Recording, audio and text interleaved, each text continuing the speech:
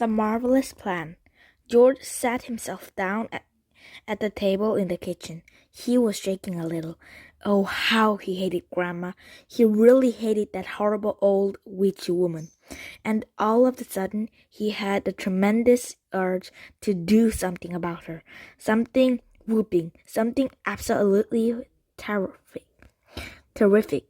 A real shocker. A sort of explosion. He wanted to blow away the witchy smell that hung about her in the next room. He may have been only 8 years old, but he was a brave little boy. He was ready to take this old woman on. I'm not going to be frightened by her, he said softly to himself, but he was frightened, and that's why he wanted suddenly to explode her away. Well, not quite away, but he did want to shake the old woman up a bit. Very well then, what should it be? This whooping, terrified, exploding shocker for Grandma? He would have liked to put a firework banger under her chair, but he didn't have one. He would have liked to put a long green snake down the back of her dress, but he didn't have a long green snake.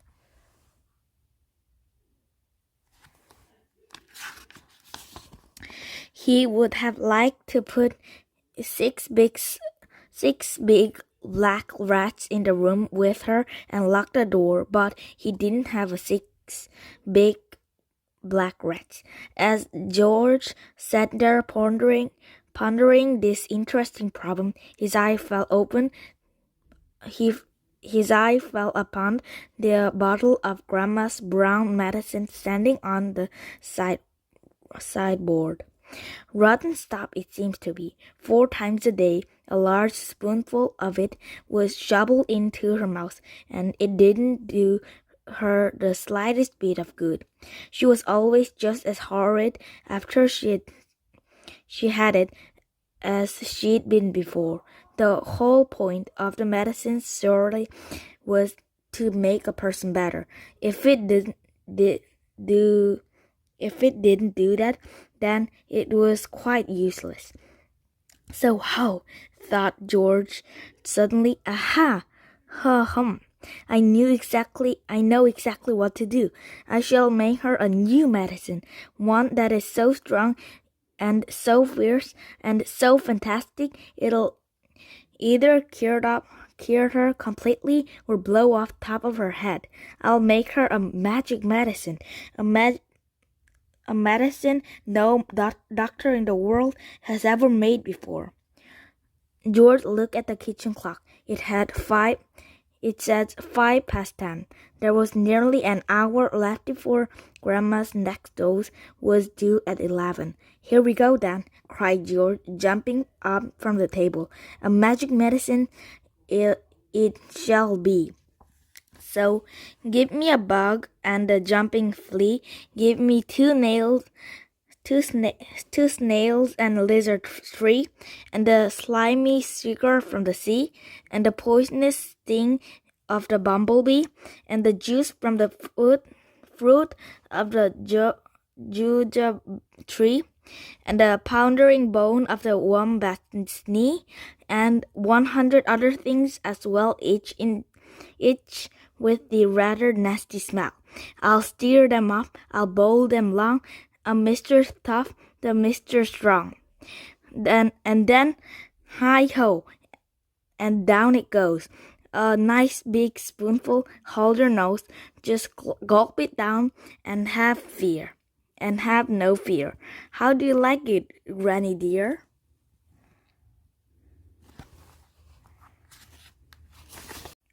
Will she go pop? Will she explode? Will she go flying down the road? Will she go poof in the puff of smoke? Start fizzling like a can of Coke? Who knows? Not I. Let's wait and see. I'm glad it's neither you nor me. Oh, Grandma, if you only knew what I have got in the store for you.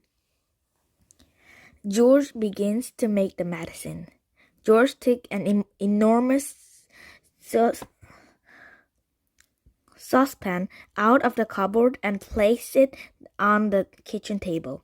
"George," came the shrill voice from the next room. "What are you doing?" "Nothing, Grandma," he called out. "You didn't think I can't hear you just because you closed the door. You're rattling the saucepans." "I'm just tying the kitchen, Grandma." There was silence. George had absolutely no doubts whatever about how he was going to make his famous medicine.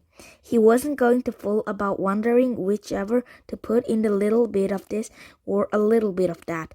Quite simply, he was going to put in everything he could find. There would be no messing around, no hesitating, no wondering whatever the particular things would knock the old girl sideways or not. The rule would be this: whatever he saw, if it was runny or powdery or gooey, in it went.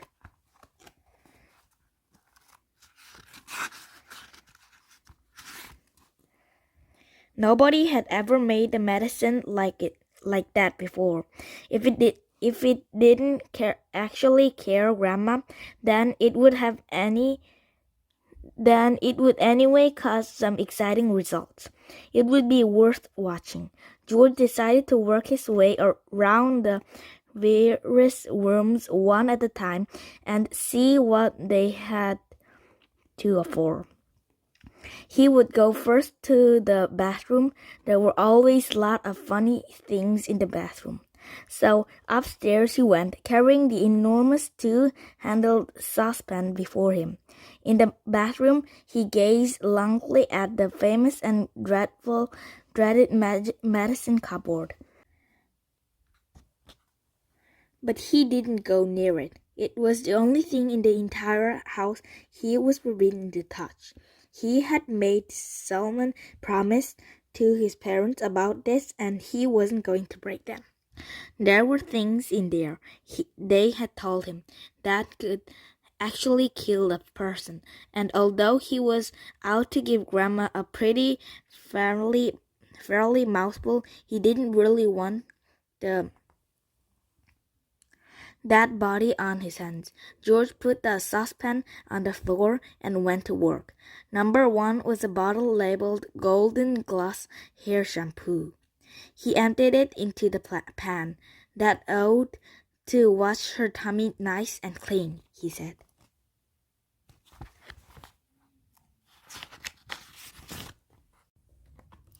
He took a full tub of toothpaste and squeezed out the whole lot of it in one long worm. "Maybe that'll brighten up those horrible brown teeth of hers," he said. There was an aerosol can of superfine shaving soap belonged to his father. George loved playing with aerosols. He pressed a button and kept his finger on it until there was nothing left. The wonderful mountain of white foam built up in the giant saucepan. With his fingers, he scooped out the contents of a jar of vitamin-enriched face cream. It went a small bottle of scarlet nail varnish. "If the toothpaste doesn't clean her teeth," George says, "this will paint them as red as roses." He found another jar of creamy stuff labeled hair remover. "Smear it on your legs," it said, "and arrow your remain for 5 minutes." George tipped it all into the saucepan. There was a bottle with yellow stuff inside it called "This Was Famous Dandruff Cure."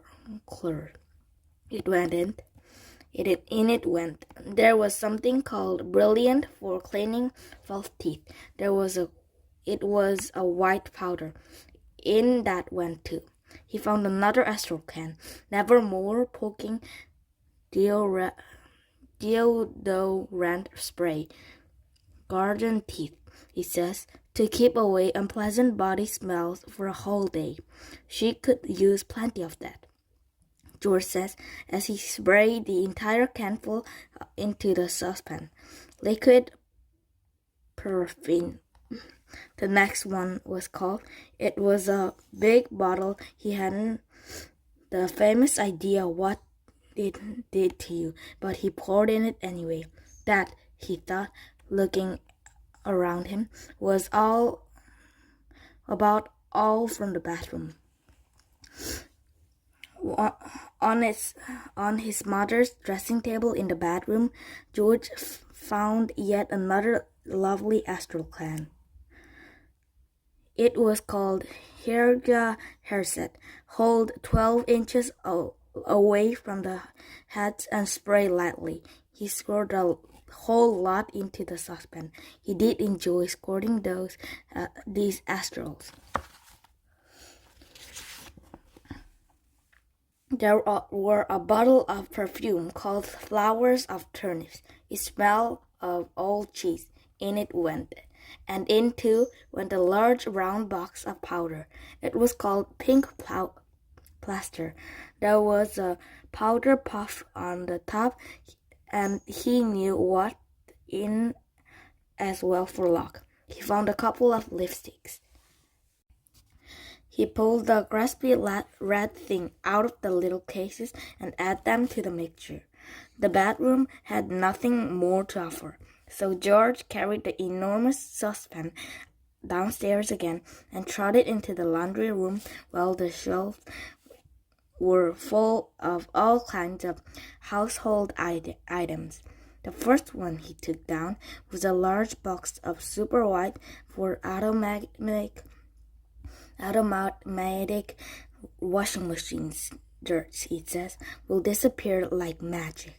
George didn't know whether Grandma was automatic or not, but she was certainly a dirty old woman. She'd better have it all, he said, tipping in the whole box full. Then there was a big tin of Waxwell floor polish. It removes filth and force masses from your floor and leaves everything shiny bright, it said. George scooped the orange color waxy stuff out of the tin and plugged it into the pan. There was a round copper cartoon labeled flea powder for dogs. Keep well away from the dog's food, he said, because this powder, if eaten, will make the dog explode. Good, said George, pouring it all into the saucepan. He found a box of canary seeds on the shelf. Perhaps it'll make the old bird sing, he said, and in it went. Next, George explored the box with the shoe cleaning materials, brushes and tins and dusters. Well, now, he thought, Grandma's medicine is brown, so my medicine must also be brown, or she'll smell a rat. The way to color it, he decided, would have to be brown shoe polish. The large tin he closed was labeled dark tan. Splendid. He scooped it all out with an old spoon and plopped it into the pan. He would start it up later. On his way back to the kitchen, George saw a bottle of gin standing on the sideboard. Grandma was very fond of gin. She was allowed to have a small nip of it every evening. So now he would give her a treat. He would pour in a whole bottle. He did. Back in the kitchen, George put a huge saucepan on the table and went over to the cupboard that stood as the larger. The shelves were bulging with bottles and jars of every sort. He sewed the following and emptied them one by one into the saucepan: a tin of curly powder, a tin of mustard powder, a bottle of extra hot chili sauce, a tin of black peppercorns, a bottle of horseradish sauce. There, he said aloud, that should do it. George, came the screechy voice from the next room. Who are you talking to in there? What are you up to?" "Nothing, Grandma, absolutely nothing," he said.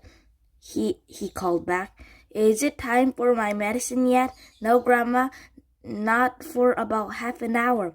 Well, just see you don't forget." "I won't, Grandma," George answered. "I promise I won't."